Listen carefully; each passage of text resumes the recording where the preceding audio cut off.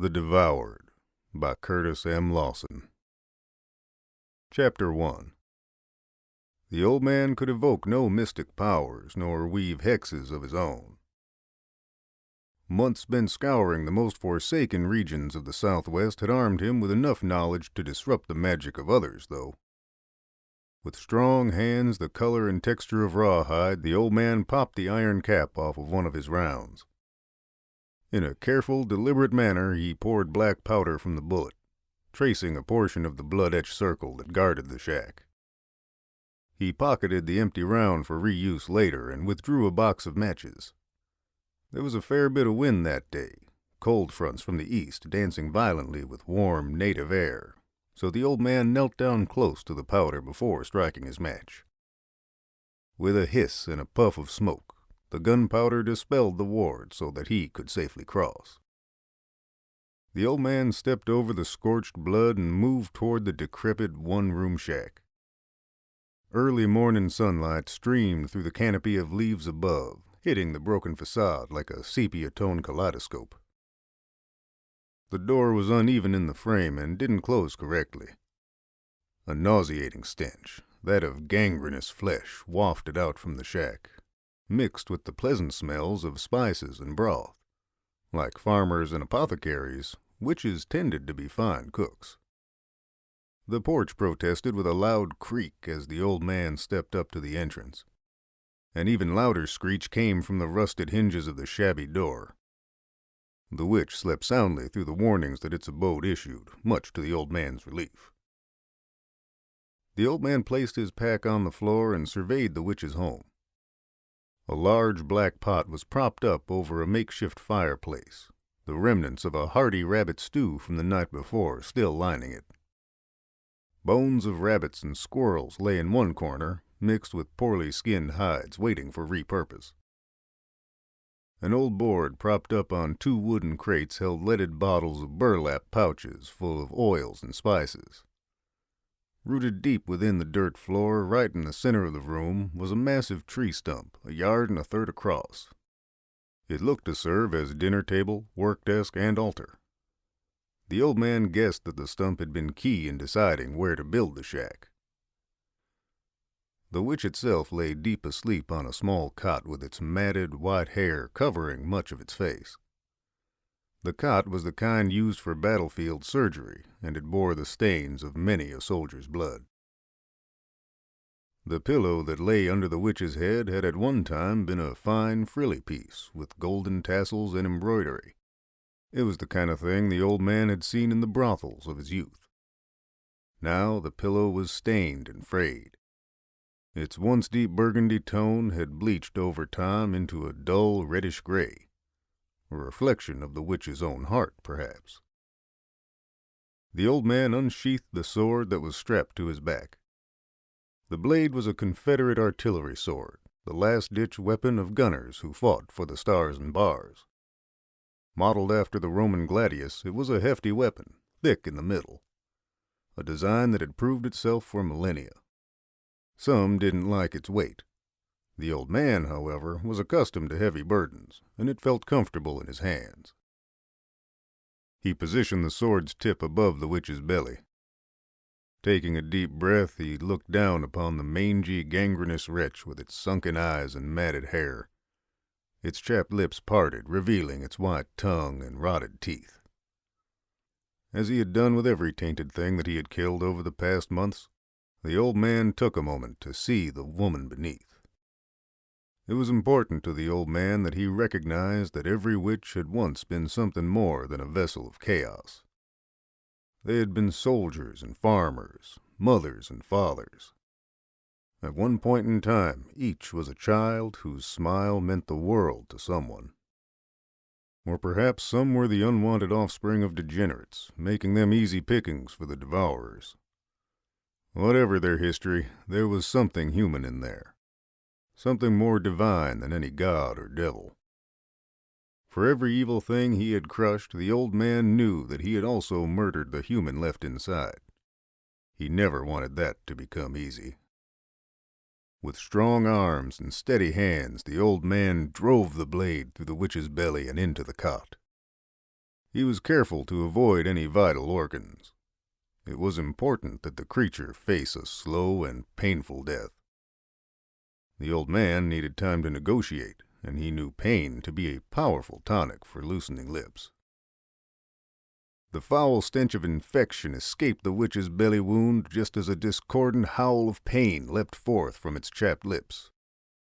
Black ichor bubbled out around the blade, popping and splashing the old man's hands. The touch of the blood felt like hot ash on his skin. The thing was sick and by all rights should have been already dead. This wasn't the first time the old man had seen death staved off by dark magics. The dark eyelids of the diseased backwoods sorceress shot open. The yellow orbs in its eye sockets were riddled with crisscrossing veins, tiny red tributaries leading toward the black oceans of its pupils. There was a deep and complex madness in the witch's gaze, though it did not mask the fear or pain that it felt. "Shallow breaths might be best," the old man stated in a calm and even manner.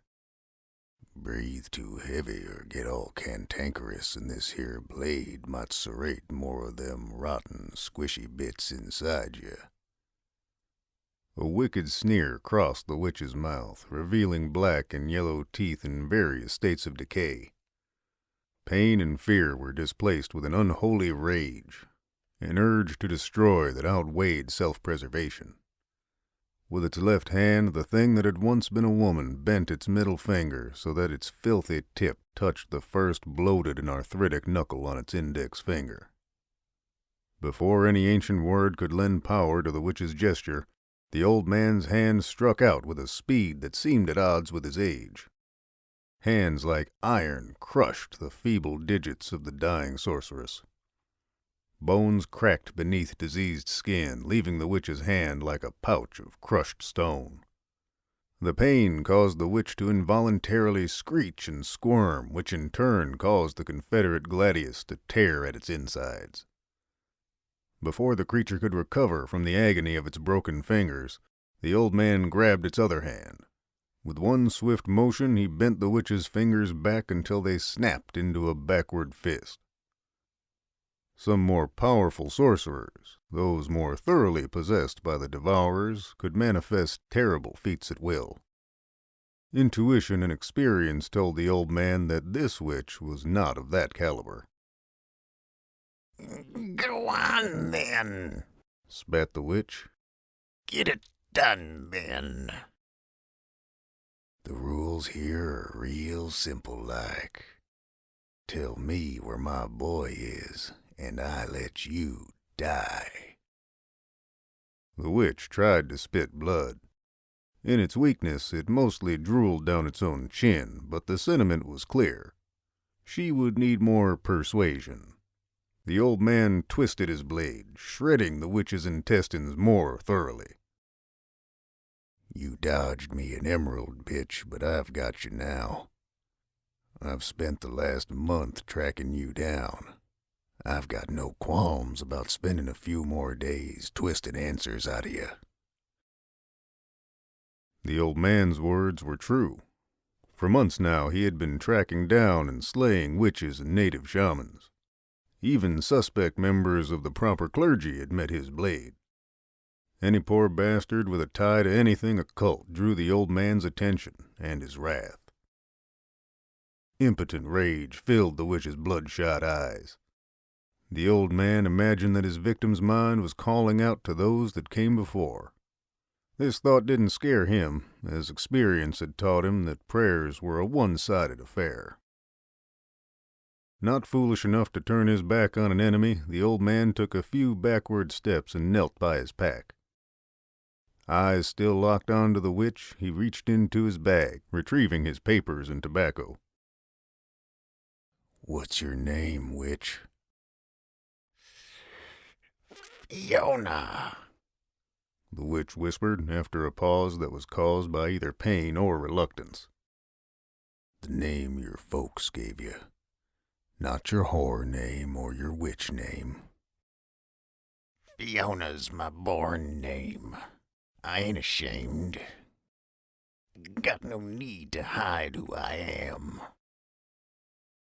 Well, Fiona, believe it or not, I don't much like hurting folk.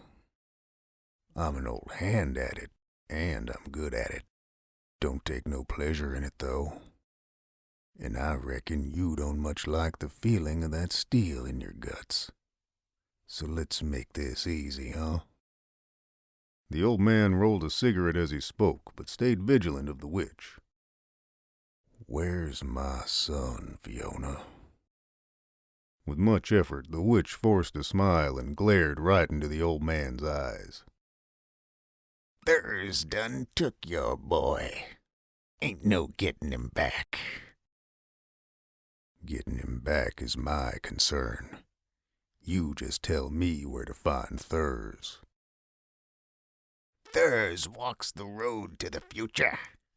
The path paved with blood and gold. One weakness the old man had noticed in most learned men, be they witches or lawyers, was that they all fancied themselves more clever than everyone else. And while Fiona had tried to hide the truth in a vague puzzle, the old man at once understood. It made perfect sense.